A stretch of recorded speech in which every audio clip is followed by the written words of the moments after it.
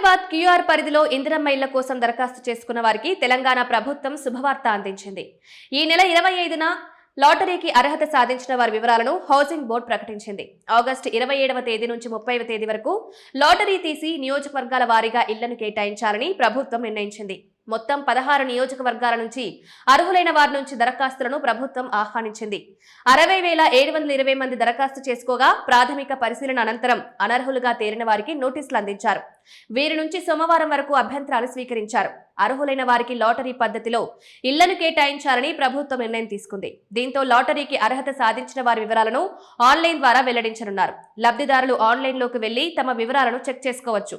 అనంతరం ప్రతి నియోజకవర్గంలో లాటరీ నిర్వహించి ఇళ్లను కేటాయించనున్నారు.